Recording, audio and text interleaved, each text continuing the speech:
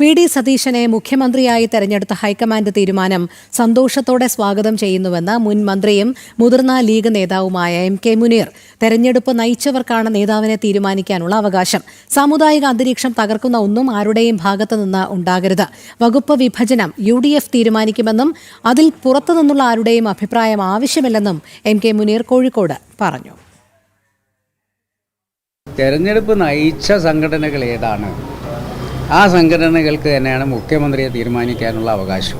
നമ്മുടെ സാമുദായിക അന്തരീക്ഷം തകർക്കുന്ന ഒന്നും ആരുടെ ഭാഗത്തുനിന്നും അങ്ങനത്തെ പ്രതികരണം ഉണ്ടാകാൻ പാടില്ല എന്നുള്ളതാണ് എൻ്റെ അഭിപ്രായം. ഐക്യജനാധിപത്യ മുന്നണിയുടെ വകുപ്പ് വിഭജനം,